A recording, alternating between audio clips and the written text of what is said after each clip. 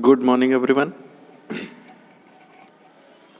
In this series of optical instruments, today we are going to study reflection telescopes. As we have seen in previous class, that we have studied about refraction type telescopes, means the phenomena refraction is involved.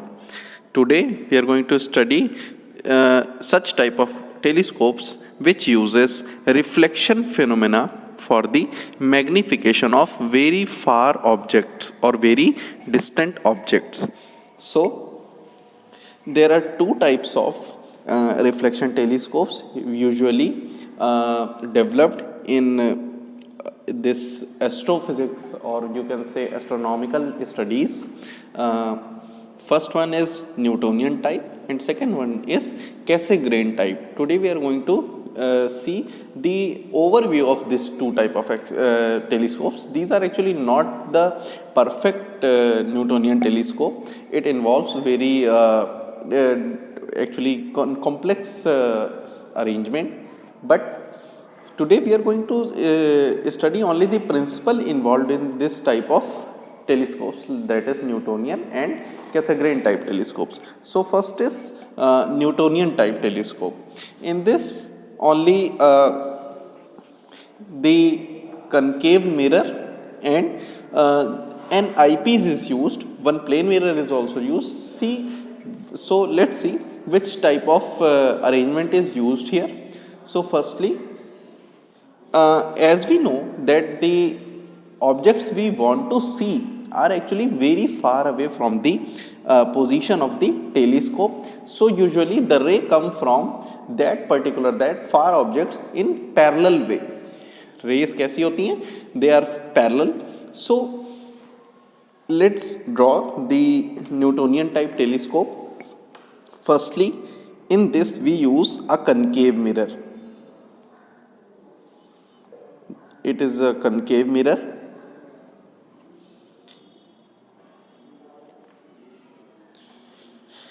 This arrangement is such that it can move in this particular axis, कि हम इसको एक focus change कर सकते हैं अलग अलग direction में.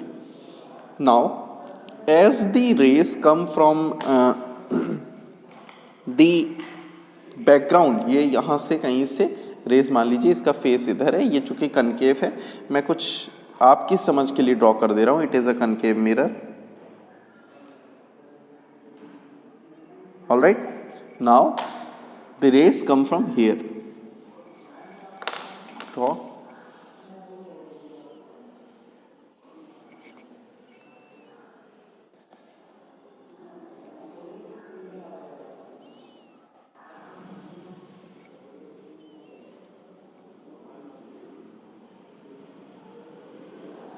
These are the rays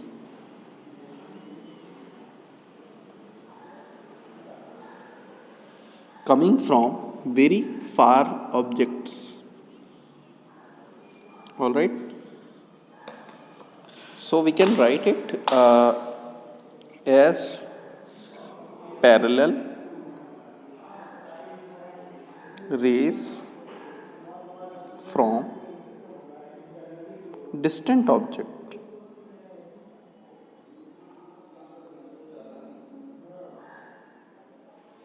As the ray is incident here, it will converge it, है ना, कनकेव है यहाँ पे, ये कन्वर्ज कर देगा अंदर की ओर.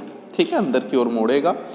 हमने क्या किया, यही यहाँ की खासियत है इस टेलीस्कोप की, कि एक मिरर यूज्ड है. कैसा? एक प्लेन मिरर. तो ये पोजीशन ऐसे रखी जाती है कि ये जो रेज आई, ये एक इंसिडेंट होती है आफ्टर रिफ्लेक्शन ऐसा, और दूसरी किसी और एंगल पे. एंगल डिसाइड हो जाएगा हमारे लॉज ऑफ रिफ्लेक्शन से. ठीक है, ये अब ये दोनों ही यहाँ से प्लेन मिरर से नॉर्मल रिफ्लेक्शन करेंगे. ठीक है, तो ये इक्वल एंगल पे रिफ्लेक्शन यहाँ पे मान लीजिए ये एंगल ऑफ चूँकि 90 डिग्री, इस पे नॉर्मल ड्रॉ करेंगे तो एक ये हुआ हमारा, ठीक है, after reflection. And from here ये एंगल ऑफ रिफ्लेक्शन भी वैसा ही होगा, इक्वल एंगल पे रिफ्लेक्ट होता है ना, जितने एंगल पे इंसिडेंट होता है नॉर्मल, ये हो गया। यहाँ हम देखने के लिए एक आई पीस का यूज करते हैं। Eyepiece is a convex lens, ठीक है, यहाँ पे ये हमारा आई पीस है, ठीक है। तो आई पीस का काम क्या होता है, इसको थोड़ा थोड़ा ये कन्वर्ज कर देगा और यहाँ हमारी आंखें होती हैं, ठीक है। तो ये जो अरेंजमेंट है, it is the Newtonian type telescope. इससे अचीव तो किया जा सकता है, हमारा जो फोकसिंग है, डिस्टेंट ऑब्जेक्ट को देखा जा सकता है पास में उसकी इमेज बना के, ठीक है।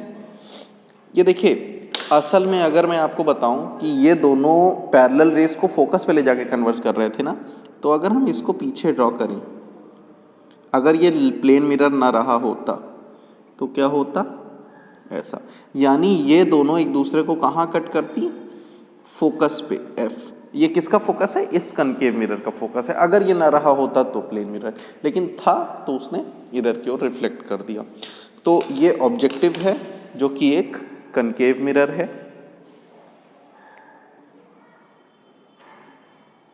ठीक है। ये एक प्लेन मिरर है,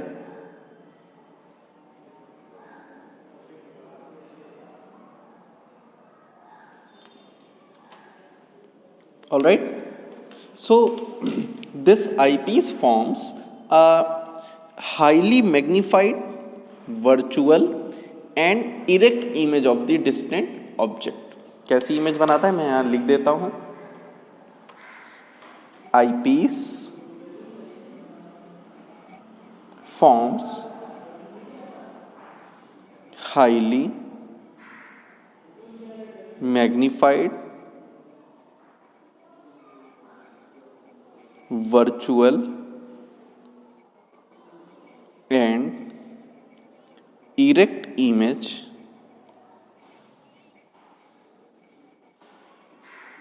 of the distant object, ठीक है। और जनरली यही आपके एग्जाम में पूछा जाता है। इससे 1668 में न्यूटन ने इसको सबसे पहली बार इस तरह का टेलीस्कोप बनाया था। अब देखिए दूसरे टाइप है जो टेलीस्कोप का, वो कैसा है, it is Cassegrain type telescope. So let's see what is this.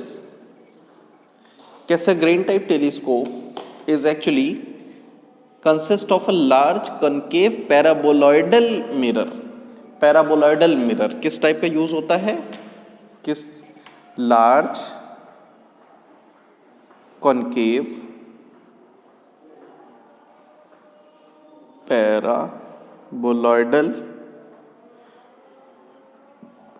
Mirror, ये यूज हो रहा है, ठीक है। Having a hole at its center, ये याद रखिएगा। यही कुछ चीज़ें हैं जो इम्पॉर्टेंट हैं। So let's draw the Cassegrain type telescope. यहाँ पे एक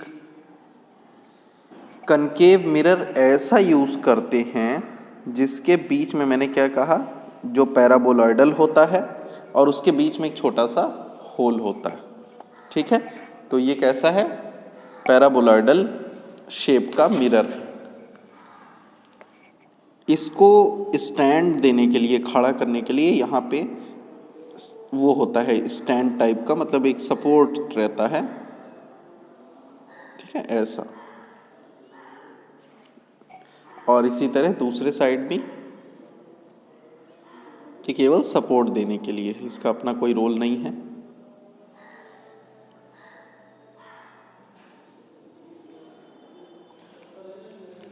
ठीक है. Now next, as this is the concave mirror, so the rays coming from parallel, the rays coming from distant objects which are obviously parallel ही होगी.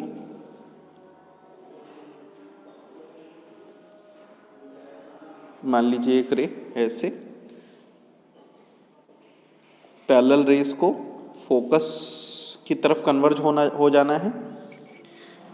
इसको यहाँ पे मान लीजिए ये इतना कन्वर्ज करती हैं रेस, मैं बना रहा हूँ, आप ध्यान दीजिएगा. कहीं यहाँ पे है फोकस पॉइंट इसका, ये है इसका फोकस पॉइंट इस कनकेव मिरर का. तो असल में रेस को कहाँ जाना है, फोकस हो जाना है. लेकिन रेस यहाँ ऐसे चलती है. ऑलराइट, फोकस से कुछ पहले एक कनकेव मिरर हम, कन्वेक्स मिरर हम और जोड़ देते हैं यहाँ पे ऐसे. एक ऐसा कन्वेक्स मिरर रखा होता है फोकस से पहले, यानी जो रेस जाना था अपने फोकस की तरफ मुड़ रही थी पैरेलल से इधर फोकस की तरफ कनकेव मिरर के, वो कहाँ रुक गई, वो आके रुक गई इस मिरर पे, ये कन्वेक्स मिरर पे. इसी तरह ये दूसरी वाली रे के साथ भी होता है. कहाँ जाना था, फोकस पे, कहाँ रुक रही है, कन्वेक्स मिरर पे. यहाँ जाना चाहती थी लेकिन रुक गई, कन्वेक्स मिरर ने इसको रोक दिया. और कन्वेक्स मिरर को ऐसे पोजीशन किया गया है कि कन्वेक्स मिरर से फर्दर रिफ्लेक्शन के बाद ये दोनों रेस, ये जो होल बीच में था ना कनकेव मिरर के, इसमें से होके पार कर जाती. इस पोजीशन पे ऐसे रखा जाता है. ठीक है, ये एक हो गया. इसी तरह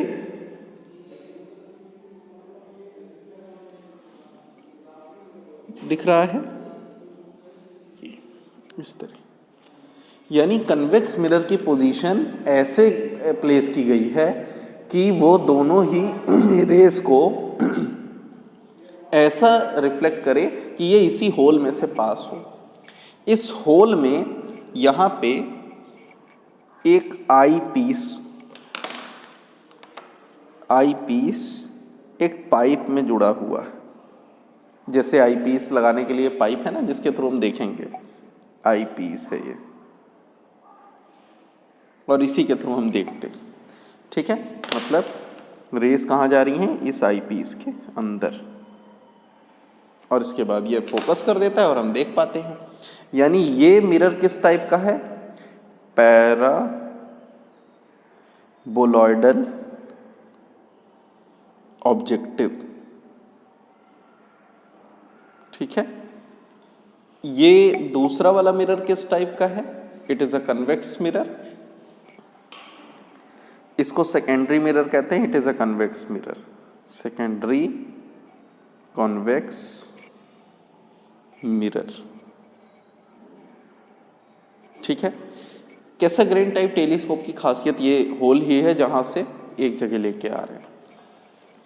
ये कैसाग्रेन टाइप टेलीस्कोप का ये जो कनकेव मिरर है ये बहुत बड़ी साइज में बनाया जा सकता है, और एक मिरर को बनाने के लिए मल्टीपल नंबर ऑफ मिरर्स का साथ में इस्तेमाल किया जा सकता है. मतलब अगर जो इम्पोर्टेंट चीज़ है जो आपको समझना है, अगर मान लीजिए ऐसे 6 फेस वाले इस तरह के मिरर मैं यूज़ करूं, इस टाइप के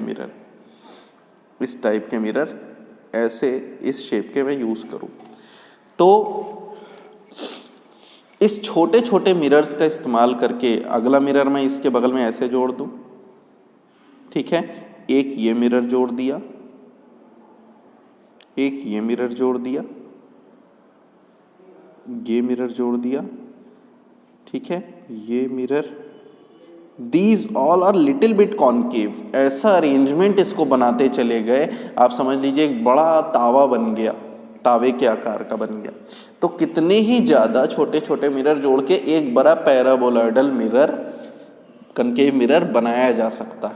और यही इसकी क्वालिटी है, और इसी तरह रियल में बनाया जाता है. जो मिरर्स होते हैं जो एस्ट्रोनॉमिकल यूज़ में आते हैं डिस्टेंट ऑब्जेक्ट को देखने के लिए, उसमें ऐसे हेक्सागोनल शेप के बहुत सारे मिरर जोड़े हुए होते हैं और इससे एक बहुत बड़ा एपर्चर यूज़ किया जा सकता है। समझ रहे हैं? तो अब देखिए इसमें मैथमेटिक्स भी इन्वॉल्व होगी। अगर हमने least distance of distinct vision पे फाइनल इमेज बनाई, if final image is at least distance of distinct vision, so हमने यहाँ फॉर्मूला एक पढ़ा था, आपने देखा होगा, FO by FE magnification is equal to 1 plus FE by D। FE है ये, ठीक है। यही फॉर्मूला यहाँ पे इस्तेमाल होगा और इन्फिनिटी के लिए for image is at infinity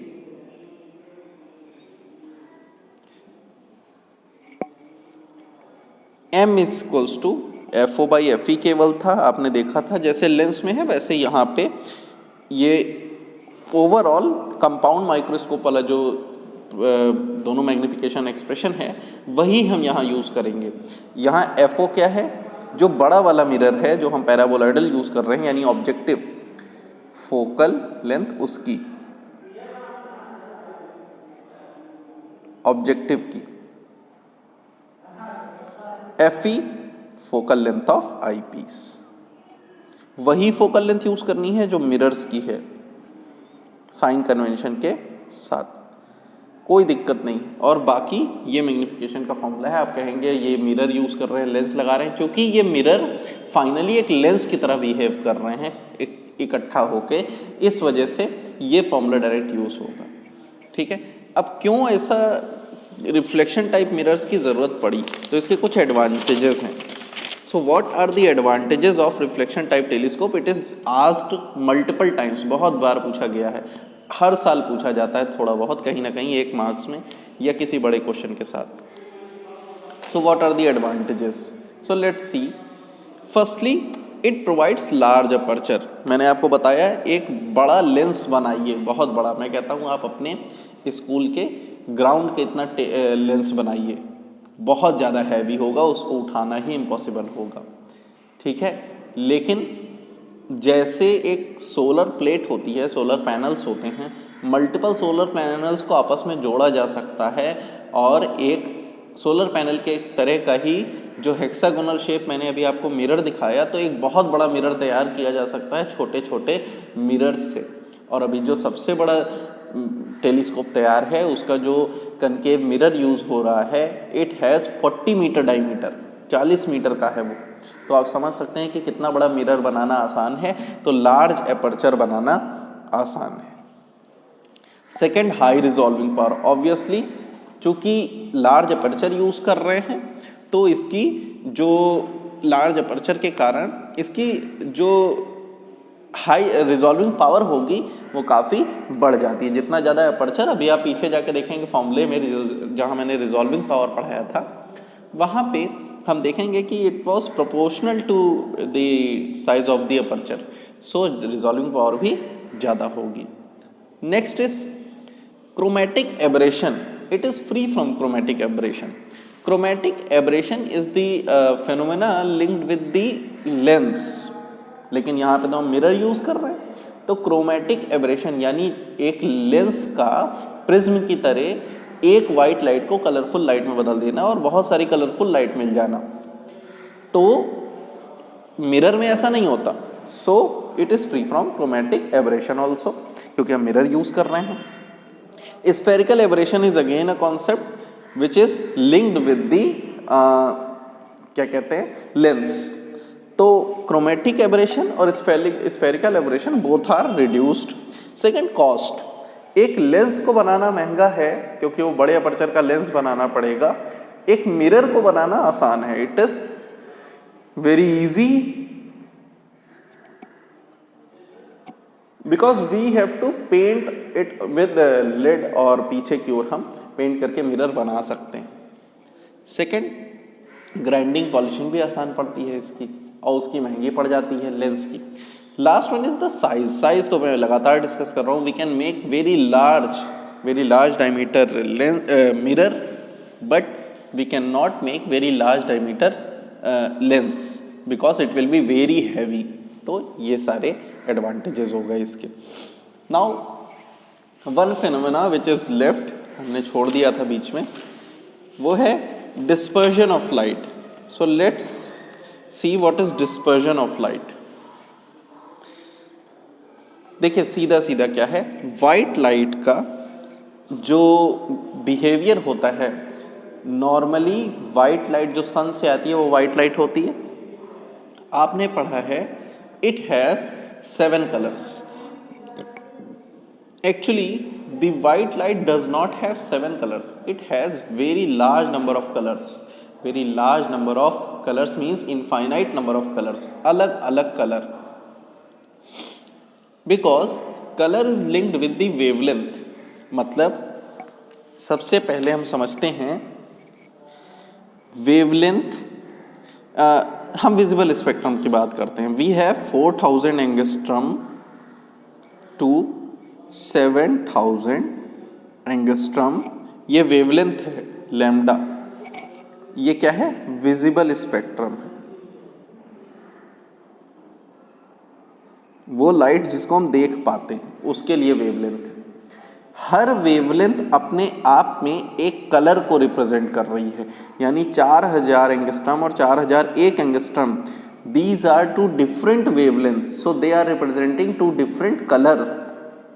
All right, so 4001 point, if I say 1 angstrom, it is again different color। इसका मतलब क्या है कि बहुत लार्ज नंबर ऑफ अलग अलग तरह के कलर्स हैं। लेकिन आप तो कहेंगे सर 7 ही कलर तो होते हैं। ऑरेंज में भी, ऑरेंज अगर हम ये मान लीजिए हम येलो कहते हैं कि 5500 एंगस्ट्रम इज येलो, तो क्या 5501 angstrom is not yellow? Yes it is yellow, लेकिन वहां पे वेवलेंथ कुछ अलग है। तो बहुत सारी वेवलेंथ्स हैं, ठीक है। तो ये सीरीज ऑफ वेवलेंथ्स हमने पढ़ा था रिफ्रैक्शन, अलग अलग एंगल पे रिफ्रैक्ट करती हैं। मैंने आपको बताया था कि रिफ्रैक्शन का जो एंगल होता है it depends on lambda also. तो इसका मतलब क्या है कि अलग अलग बेंड होंगी। अगर हम वाइट लाइट को एक रिफ्रैक्शन देखते हैं तो अलग अलग वेवलेंथ, मतलब जैसे मान लीजिए क्रोमेटिक एबरेशन जिसकी मैं बात कर रहा हूं, वो वही चीज़ है कि अगर एक हम मोटा लेंस इस्तेमाल करें तो हम पाते हैं उस लेंस में जो वाइट लाइट डाली गई उसने कलरफुल लाइट बना दी। ऐसा क्यों हुआ? इस बिहेवियर को समझने के लिए हम प्रिज्म पढ़े थे। प्रिज्म पढ़ते हैं क्योंकि हम प्रिज्म के से पहले ही रूबरू हो चुके हैं। Prism it is some kind of this glass prism. ये 3 डायमेंशनल है, मैंने इसको 2 डायमेंशन में शो किया है। अगर हम यहाँ से वाइट लाइट इंसिडेंट कराते हैं, ठीक है, कैसी लाइट है ये? White light. So this white light is actually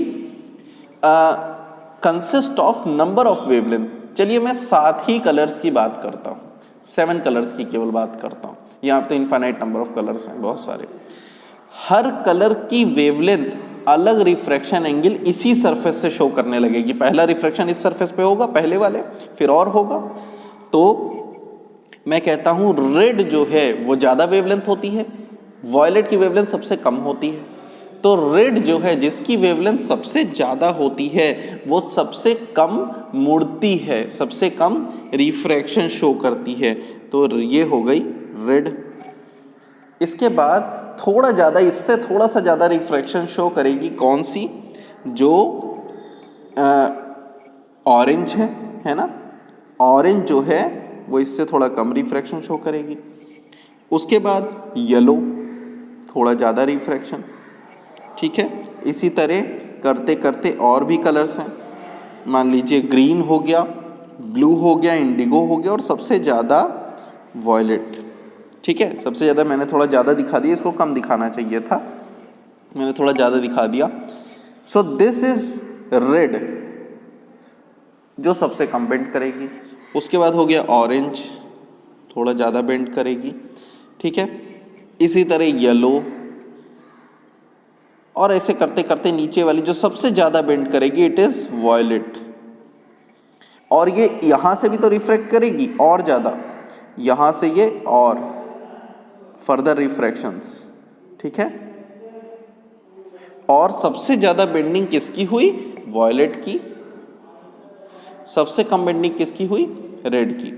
it is because of wavelength. So splitting of white light into its constituent part is called dispersion of light. All right, so how will you define it? The phenomena of splitting of white light into the component colors on passing through a refracting medium, not only the prism. All right, so splitting of white light into its component colors on passing through a refracting medium is called dispersion of light. The pattern of colored bands is called विब्ग्योर और called spectrum. इसको क्या कहते हैं? जो light में टूट गया इसको कहते हैं स्पेक्ट्रम, ठीक है। ये हो गया। एक और चीज है जो आप समझ लीजिए, अगर मान लीजिए लाइट एक प्रिज्म से व्हाइट लाइट आपने डाली, व्हाइट लाइट, अब इसने क्या किया? इसने रेड से येलो वॉयलेट तक में इसको तोड़ दिया, ठीक है। ये हल्का सा बेंडिंग इसको ऐसे दिखा दो, इसकी और फर्दर बेंडिंग दिखा दो। अब अगर हम एक क्या हम इन दोनों, ये जो बहुत सारे, ये दो नहीं, इसमें नंबर ऑफ कलर्स हो गए, अलग अलग एंगल्स पे मुड़े हैं, क्या हम इनको फिर से व्हाइट लाइट बना सकते हैं? तो हाँ, बिल्कुल बना सकते हैं। कुछ प्रिज्म को ऐसे अरेंज किया, देखिए यहाँ मैंने बना दिया, ये दोनों पैरेलल साइड बनाना चाहिए था, ये और ये पैरेलल। तो हम ये पाते हैं कि ये प्रिज्म दोबारा से उसको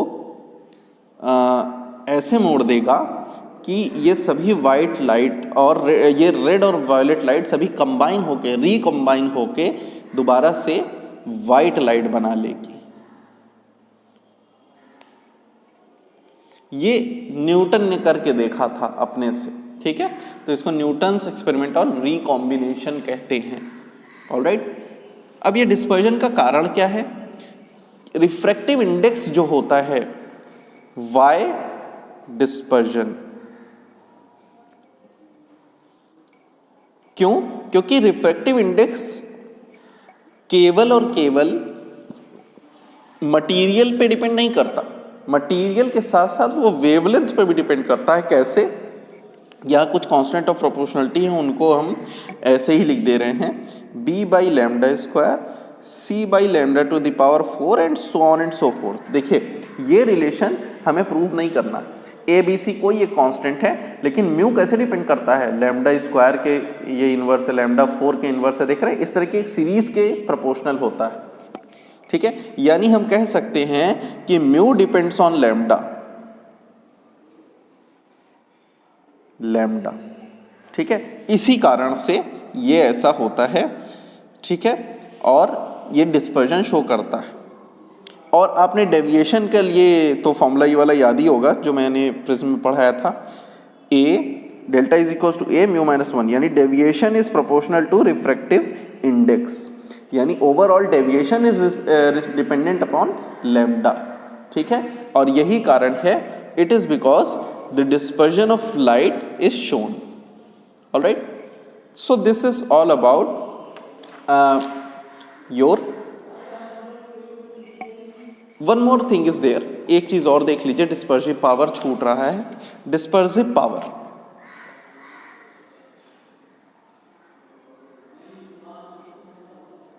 it is actually defined as omega is equals to angular dispersion